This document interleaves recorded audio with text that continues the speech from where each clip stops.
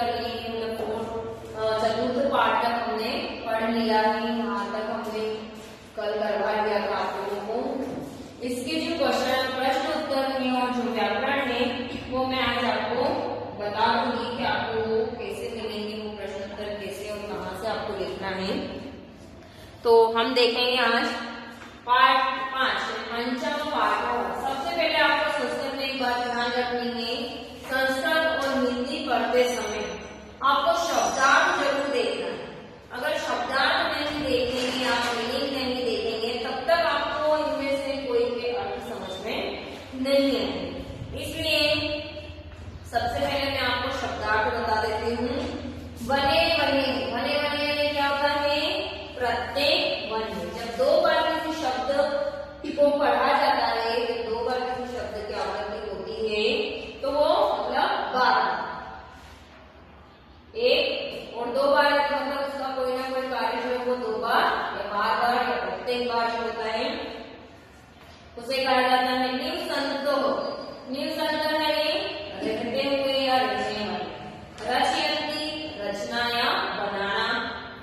शाखा, शाखा का अर्थ होता है डालियां, पेड़ पर जो डालियां होती है उन्हें शाखा कहा जाता है। दोला, दोला यानी झूला, यहाँ लिखा है दोला, दोला यानी झूला। झूला जिसको बोलते हैं, पेड़ पर भी झूले लगे होते हैं हमारे घर में। अगर कहीं किसी के में होगा तो लोहे का झूला होगा, या आपने मेले में गए होंगे जैसे सर्कल वाले झूले देखे होंगे, लेकिन आपने पेड़ पर एक झूला देखा होगा, इसे दो रस्सियां लगाकर वो पेड़ की डाली से बांधी जाती है और उसमें लकड़ी लगा दी जाती है और उस पर झूला झूलते हैं। ठीक है, दोला यानी झूला। आसीन, आसीन यानी बैठना। बीघा, बीघा यानी क्या होता है? पक्षीगण, बीघा यानी पक्षी, पक्षी को बोला जाता है। किमपि यानी कुछ। ते किमपि, किमपि यानी कि कुछ। कुंजंती, कुंजंती यानी चहचहाना या कूदते कूदती है। कोयल क्या करती है? बोलती है, चहचहाती है। पक्षी का क्या करते हैं? चहचहाते हैं। पेड़ों पर कौन बैठते हैं? पक्षी बैठते हैं। तो पक्षी कहाँ पर बैठते हैं? शाखा पर बैठते हैं और क्या करते हैं? वहां पे कुंजती, बोलते हैं। फिर आता है साधुजन। साधुजन क्या होते हैं?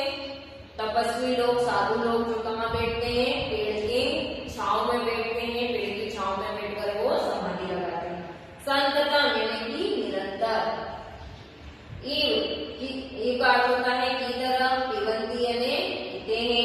स्पृशंती यानी स्पर्श करते हैं। नभ, नभ यानी आकाश। शिरसु यानी सिर पर। वहंती यानी ढोते हैं। पयोदर्पणे, पयोदर्पणे यानी कि जल रूपी दर्पण में प्रति स्वप्रतिबिंब, स्वयं का प्रतिबिंब। प्रतिबिंब यानी कि हमारी छाया या हमारी परछाई, इसे हम देखते हैं। पश्यंती, पश्यंती यानी देखना। तो ये हुए आपके शब्दार्थ। फिर केतुके यानी आश्चर्य से। प्रयास यानी फैलाकर।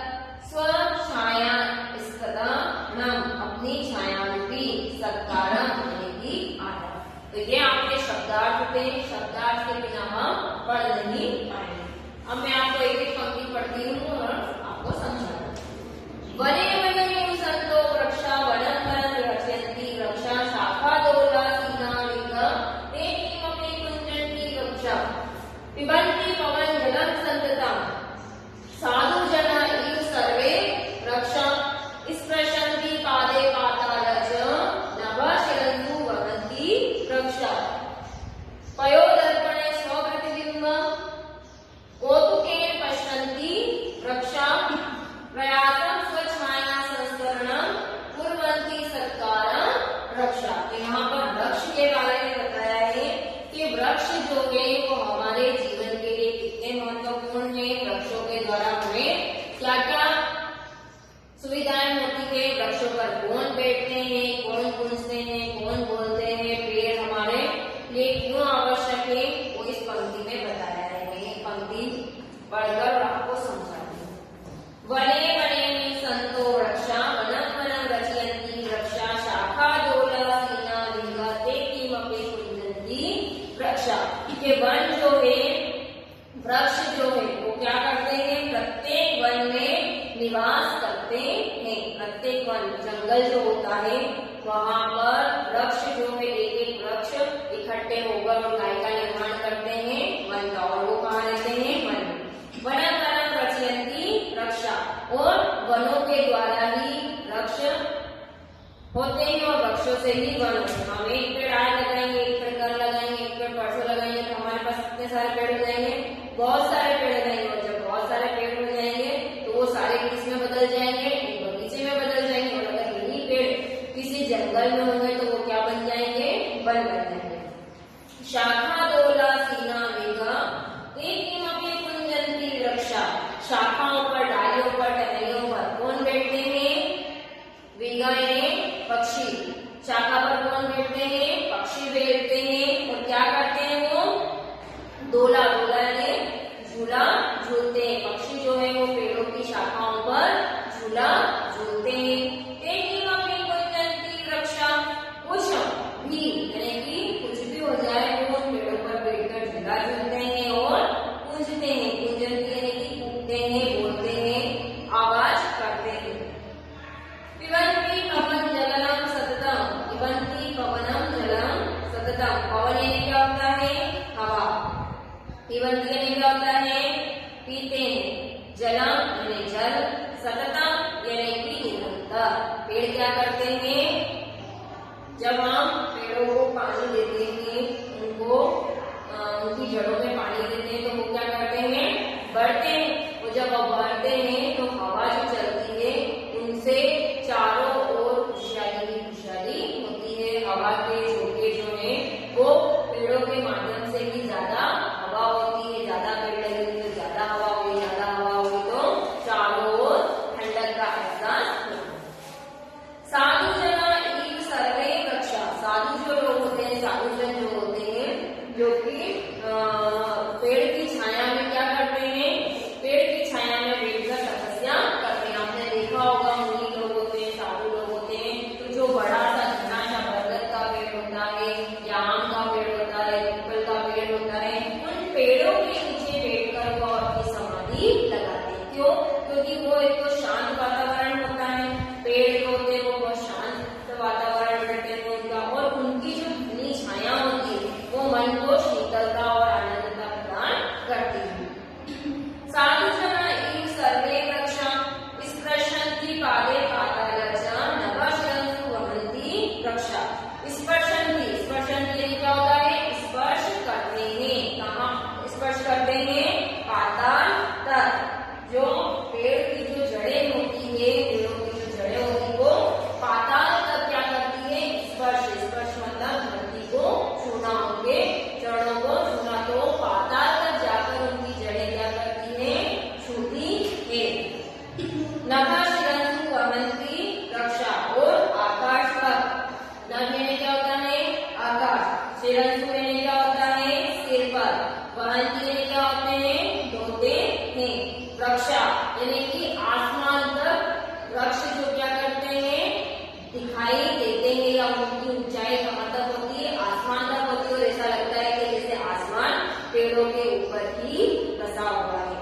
पयोदर्पणे स्वप्रतिबिंबम कौतुके पश्यन्ति रक्षा, पयोदर्पणे जल रूपी दर्पण में स्वस्पर्शी स्वप्रतिबिंबम अपने प्रतिबिंब को, केतुके पश्यन्ति, केतुके यानी कि आश्चर्य से, पेड़ जो होते हैं वो अपने प्रतिबिंब को पानी के अंदर यानी दर्पण में देखते हैं। स्वयं के प्रतिबिंब को, प्रतिछाया को कहाँ देखते हैं, पेड़ पानी के अंदर देखते हैं और आश्चर्यचकित होते हैं।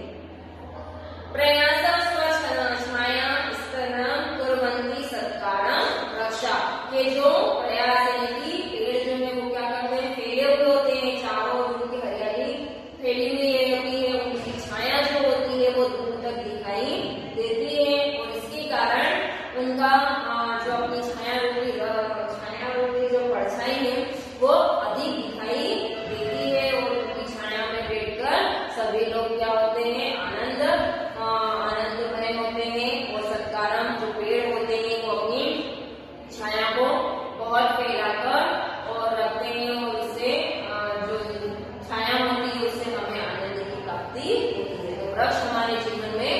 बहुत उपयोगी है। वृक्षों का महत्व हमारे जीवन में बहुत है। वृक्ष हमारे लिए पूजनीय है। कुछ वृक्ष होते हैं जो पूजनीय होते हैं, जिनकी पूजा की जाती है। तो ये हमारी संस्कृत में कविता थी वृक्ष पर आधारित, जो मैंने आपको अभी समझाई है।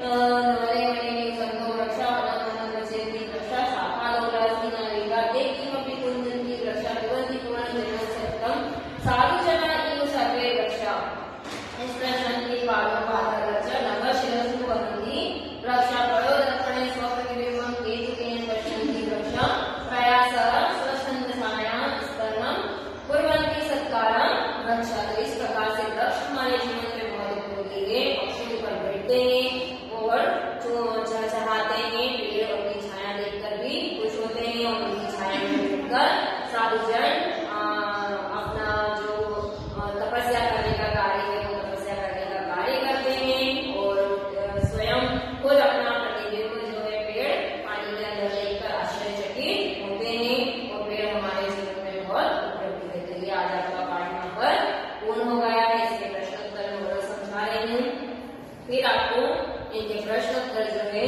वो पीडीएफ के माध्यम से आपको मिल जाएंगे, तो आप उन्हें कॉपी कंप्लीट कर लीजिए। पहला प्रश्न है वचनानुसार रिक्त स्थानीय पूर्य। अभ्यास में देखिएगा पेज नंबर 32 पर एक वचन, द्विवचन व बहुवचन। संस्कृत में 3 वचन होते हैं, एक वचन, द्विवचन यानी बहुवचन। ठीक है। वनम वनम, वनम यानी एक वन, वने दो, बनानी यानी बहुत सारे, जनम जले जगानी, बिंबम बिंबे बिंबानी, वृक्षम वृक्षो वृक्षान, पवन पवन पवनाम, जना जनो जन।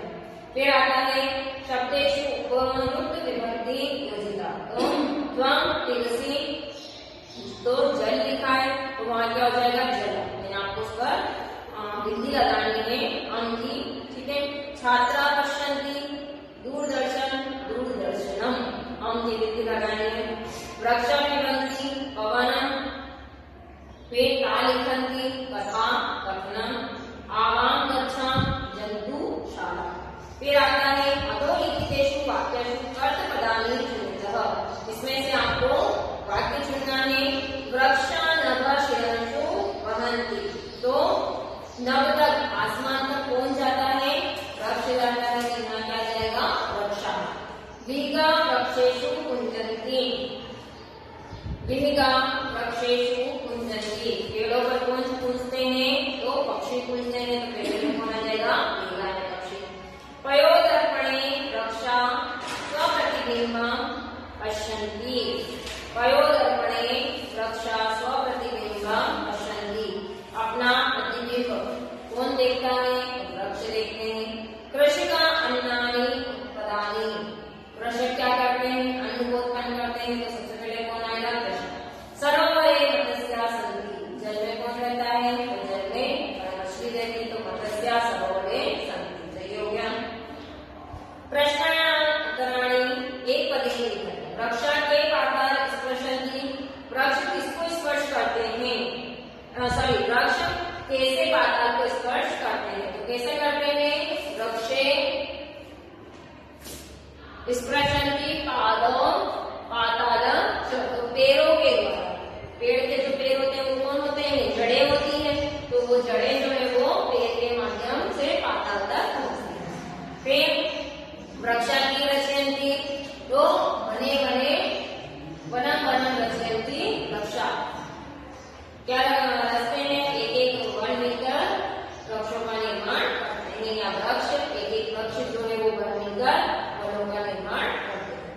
वेगा पुत्र आसीना, शाखा डोला सीना वेगा, वेगा काय पे आसीन पक्षी काय पर बैठता है? डोला, डोला ये डोला, शाखा डोला। केतु के वृक्षा की प्रशंति, केतु के मतलब आश्चर्य से वृक्ष किसको देखते हैं? आश्चर्य से वृक्ष प्रयोदर्पणे स्वप्रतिबिंबं, अपने प्रतिबिंब को आश्चर्य से देखते हैं। तो ये आपके यहाँ पर प्रश्न उत्तर हो गए हैं। फिर इसमें रिक्त स्थान दिए हुए समुचित पद है रिक्त स्थानी, एक वचन, द्विवचन, बहुवचन में। तो गज गजो गजा, अश्व अश्व अश्वाः, चंद्रम चंद्रो,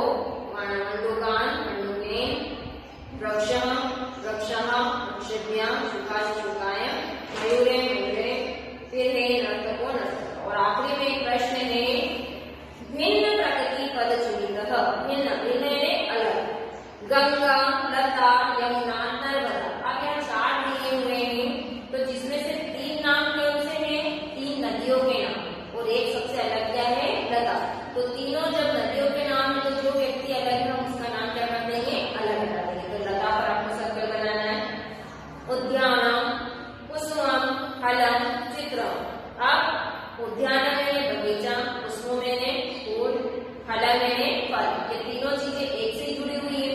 उद्यान में अगर बगीचा है तो वहां